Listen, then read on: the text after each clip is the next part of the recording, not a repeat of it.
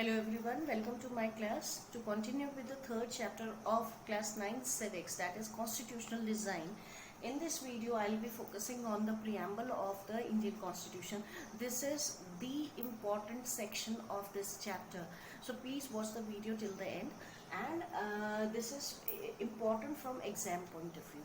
Right, now let's, without wasting time, let's continue with the topic, that is guiding values of Indian Constitution. When it was decided that the constitution need to be written in the year 1946, finally when the Constituent Assembly was formed, few ideas or the views of some of the prominent nationalist leaders were kept in mind before writing the constitution.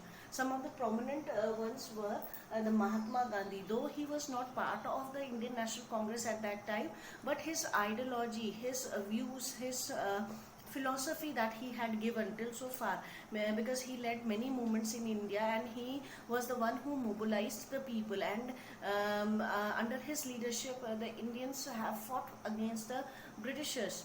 Right, so some of the ideology, some of the important principle or opinion that he had given, that in constitution underprivileged section should get voice. Means he wanted that the underprivileged or the downtrodden section of the society, they must get some rights. Right, it should not allow untouchability, intoxicating drinks and drugs in the country. Some of the evil practices that incorrupted in the Indian society at that time, such evil practices needs to be banned. Right, and some of them were untouchability, intoxicating drinks and drugs in the country, because these practices will going to damage the Indian society. Youth indulging in such in drinks and drugs cannot frame a better future for the nation. So such practices should be banned in the new constitution.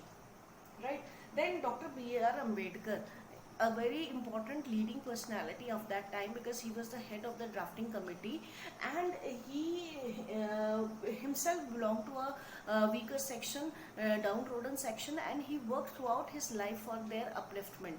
So he wanted political, social and economic equality for all. Every citizen of India should get a political, social and economic equality for all. Right, and then Jawaharlal Nehru, equality of opportunity to all. Until and unless we don't give the equal status to everyone, equal chances to grow, then the society, ultimately the society will not grow. Right, so equality of opportunity should be given to everyone, and this will help in ending the poverty and ignorance in the society, which were again prevalent in at that time in the Indian society. So such ideas were taken from their such opinions were kept in mind while writing the Indian Constitution. Right, now talking about the preamble of the Indian Constitution, what is a preamble? Preamble is an introductory section of the Constitution. It actually gives a brief idea what type of constitution it must be. Right, what ideas, what principles, what ideologies were followed in the constitution.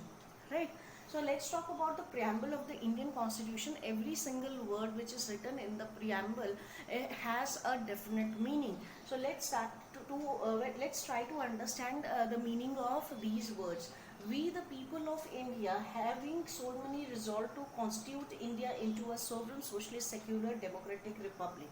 Now, to start with, we the people of India who are writing the constitution, who are giving this constitution to us, we ourselves, we the people of India writing this constitution, framing this constitution for ourselves, that we will constitute India, we will try to make India into a sovereign, socialist, secular, democratic republic.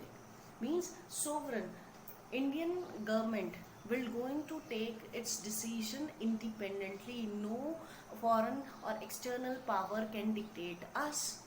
Our government is free to take a decision for the nation. We will not work under any foreign pressure. So this makes India a sovereign nation. We'll try to make India such a way such a nation where our rulers, where our government will work at their own will, right? Not under any foreign pressure.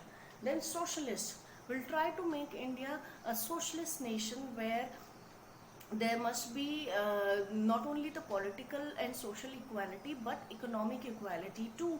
Every citizen will enjoy equal economic rights, right? Every person the property of the nation and the industries should be in the hands of government, and every citizen have an equal access to these properties, right? So that makes India a socialist nation. Then secular, will try to make India a secular nation, will be following this ideology. Will in India every citizen will enjoy right to propagate, practice and profess any religion of his or her choice. The government will not impose, the government will not pressurize the citizens to follow particular religion. Our nation will not have any official religion.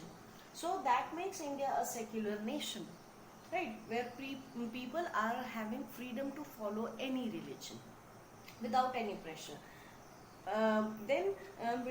India will be a democratic nation where people will elect their rulers, right? And the government is accountable to the public, is answerable to the public. It doesn't mean that we have elected the rulers and they are ruling at their own will, ignoring the public. Ultimately the government needs to, or the rulers needs to work for the public. So they need to work according to the public. They for their decisions, for their every action, they are answerable to the public. So that makes India a democratic nation. Then will be our nation will be a republic, means whosoever will going to rule the nation, whatever government we are forming, the head of the government cannot be a hereditary ruler. Uh, he or she has to be an elected one. So that makes our nation a republic. So the people of India, having so many resolved to constitute India, will try to make India into a sovereign, socialist, secular, democratic republic. Will be making India these things. These will be following these ideologies. Our governments will follow these ideology. And to secure, this is for the government, right? Now, and to secure to all its citizens, what things will be for the citizens, what ideas or what rights will be given to the citizens.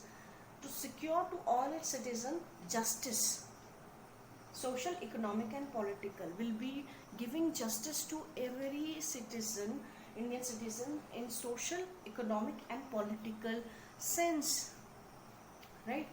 Will be giving liberty of thoughts, expression, belief, faith and worship. Our government will try to give liberty, freedom of thoughts, expression, we are free to express ourselves, belief, we are free to follow any religion, faith and worship, how we worship, which religion we are following, we are free to do that. Government will not going to pressurize. Then equality of status, will try to give equality of status and opportunity to all. Rule will be made in such a way that equality needs to be established in the society. Even the weaker people from the weaker section, they should be treated equally by giving them equal opportunities so that they can progress. And to promote among them all fraternity. And by doing these things, by giving these rights, what we are trying to do, what the government will try to do, that it promote among them all fraternity, will try to promote the common brotherhood, bhaichara, right? Assuring dignity of individual. And by doing these things, by giving them equal status, equal rights, by considering them equal, we are assuring the dignity of every individual and unity not only the dignity of an individual, but we are focusing on uniting them and the integrity of nation. Integrity means people belonging to different regions, different states, though they follow their culture, their tradition, their languages and religion. Besides these diverse factors, they will remain as on top. They will be considered as the citizens. They will maintain their individual identity, as well as integrity of the nation means the unity, that ultimately their status will be one, that is they are citizens of a nation. So this can be done when we maintain a unity among ourselves and the integrity of the nation, ultimately the integrity of the nation. In our constituent assembly, we will assure these things. Our government, our future governments will assure these things for the nation. For the government need to be follow these ideas, and they need to secure the citizens by giving these rights to every citizen, and the government will try to promote fraternity among the citizen, assuring dignity of individual, unity and integrity of the nation.